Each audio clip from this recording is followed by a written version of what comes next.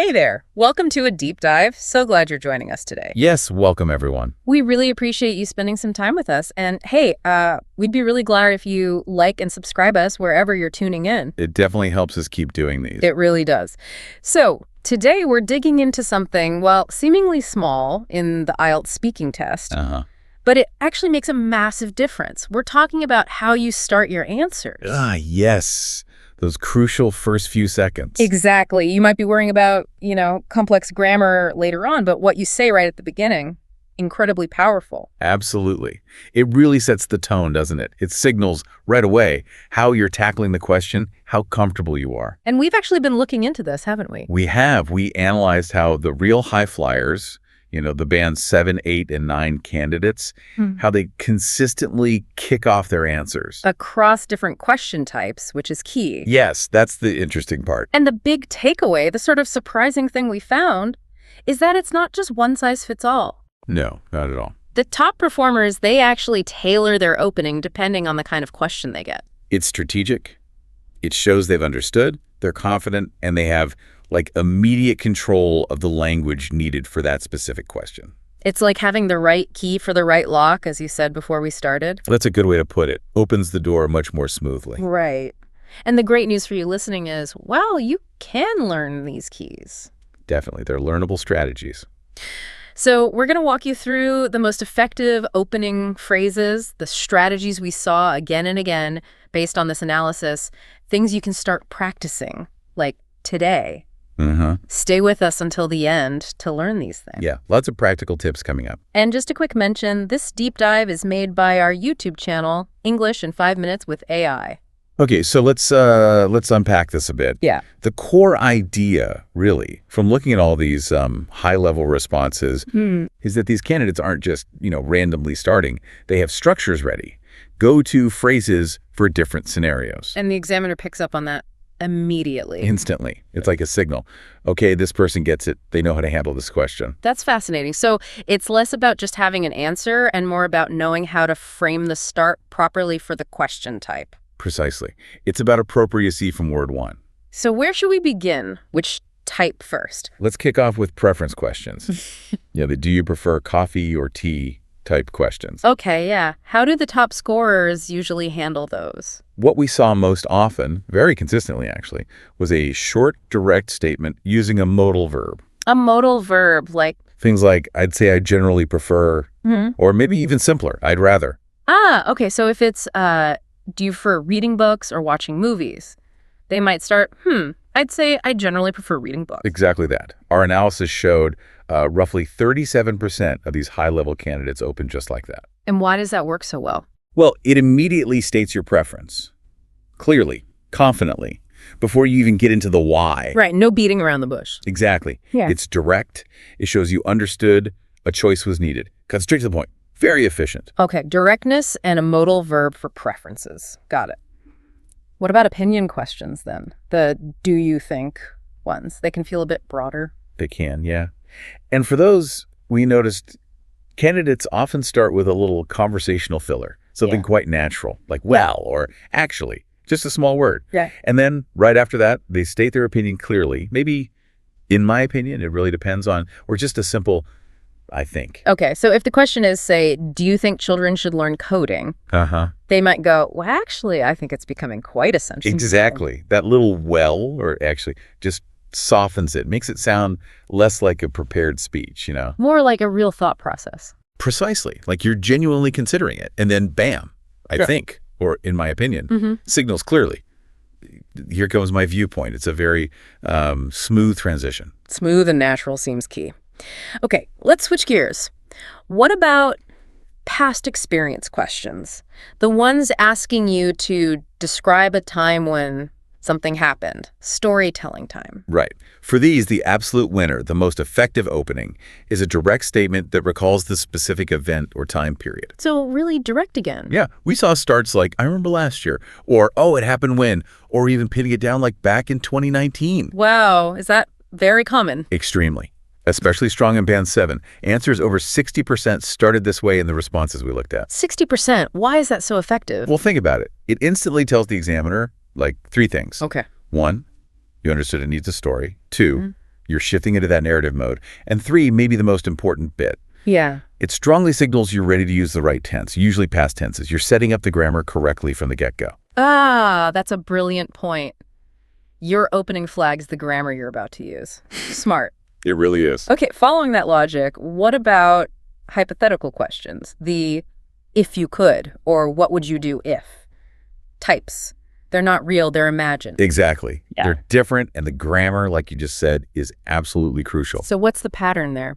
The most common structure we found, used by about 55% of top speakers for these, involves using would plus a verb right at the start. Like, I would probably choose, or, if that happened, I would try to. Right. So if you could have any superpower, what would it be?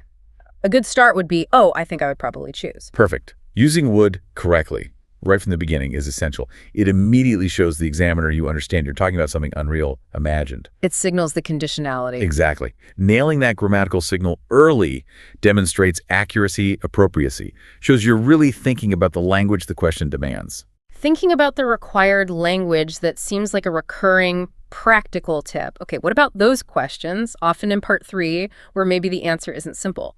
Comparative questions or ones where you feel like saying, it depends. Yes, the classic it depends situations.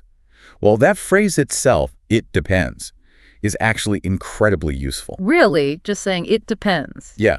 It popped up in about 31% of high-scoring answers for questions that, invited looking at different sides. Why is that so good? It seems almost too simple. It is simple, but it's powerful. It immediately signals you can see complexity, that you can weigh different factors or perspectives. Examiners look for that, especially in part 3. So you just say, it depends, and then you briefly explain what it depends on. Like, well, it depends largely on the individual situation.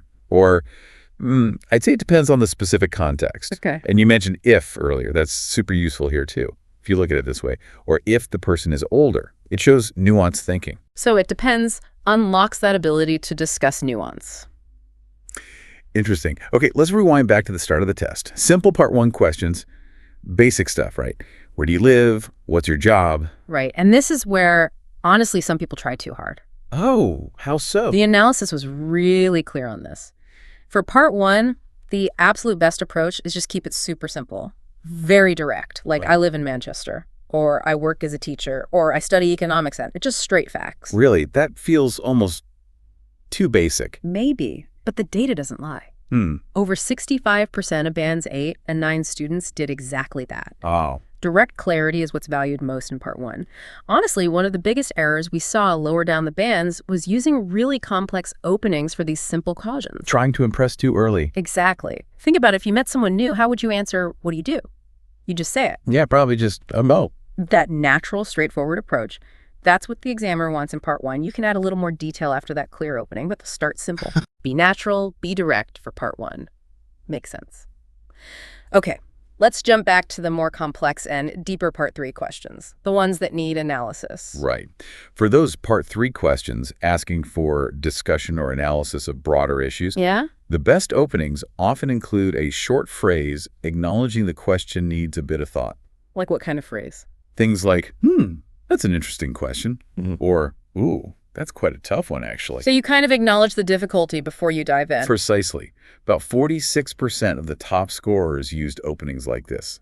It shows the examiner you recognize it's not just a yes-no question. And it gives you a second to think, maybe? It does. And it creates a really smooth, natural transition into your more developed viewpoint, which you then back up with reasons, examples, all the stuff part 3 needs. A little bridging phrase? Okay. What about when they explicitly ask for a personal example? Like, can you give an example of? Yes. For these, the high scores often use a quick bridging word before they say, for example. Not just launching straight into for example.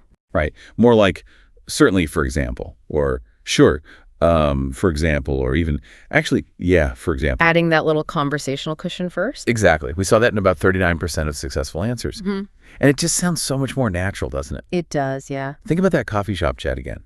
If a friend asked for an example, you probably wouldn't just robotically say, for example, you'd say, oh, yeah, or sure, first. Mimicking real conversation flow. That's the goal. Shows you're communicating, not just reciting. Okay, final scenario, and maybe the scariest for people. Part 3, you get asked about something you genuinely feel unsure about. You don't know much about the topic.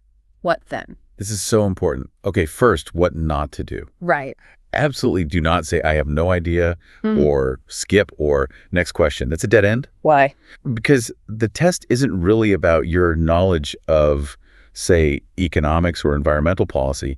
It's testing your English communication skills, your ability to talk about things. Okay, so you absolutely have to try and answer, even if you're unsure. You must attempt it. And the top candidates, they have phrases for this too. Such as? Openings that clearly signal uncertainty but still engage. Things like, I'm not entirely sure, but if I had to guess, I'd say. Or, that's a tricky one for me. Perhaps it depends on. Acknowledging the difficulty again. Yes, or even, well, I don't have deep knowledge here, but I suspect. Or, I haven't thought much about that, but my initial feeling is. So you're using language to show you're speculating or hedging, not stating a fact you don't know. Exactly. And the data here was striking. A huge 90% of Band 7 to 9 students will at least try to speculate or give some kind of opinion, even when they admit they're not sure. 90%! That's almost everyone at the top. It's critical, because doing that demonstrates you have the English toolkit. The vocabulary, the grammar to discuss, to guess, to formulate thoughts, even on unfamiliar ground. You're proving you can communicate through uncertainty. Which is a real-world skill. Yeah. And that's ultimately what they're assessing. Wow, that's actually really reassuring. It's not about knowing everything. Not at all. It's about showing you can talk about anything using the English you have. Okay, so if we try and synthesize this, pull together the main lessons from this deep dive. Yeah, the core takeaways seem to be those first few words are massive signals. Right. And getting them right involves choosing an opening that's appropriate for the specific question type. Matching the key to the lock? Exactly. Yeah. Making sure the grammar is accurate, especially, tenses for stories or would for hypothetical. Crucial. And maybe overlying all of it, making it sound natural, like you're actually having a conversation. Appropriacy, accuracy, and naturalness, starting from word 1. That seems to be the pattern for high scores. So there you have it. It seems like just tweaking those first few words, consciously choosing how you begin based on the question, it can really change the examiner's first impression and potentially your score. Absolutely. These openings we've talked about, they're not magic, but they are tools. Tools backed by seeing what successful candidates actually do. Tools to signal your understanding, your control of English right from the start. And by practicing them, by making them part of your repertoire, you can make them feel natural, sound confident, and really impress from the moment you start speaking. Which leads us to a final thought for you to ponder. How much more of your actual English ability could you communicate just by being more strategic with those very first words you choose? It's a small change, potentially. With maybe bigger results than you think. Definitely something to consider. Well, thanks so much for tuning into this deep dive with us. Yeah, thanks everyone. Hope that was helpful. Goodbye for now. Thank you. And one last time, if you enjoyed this or found it useful, we'd be really glad if you like and subscribe us.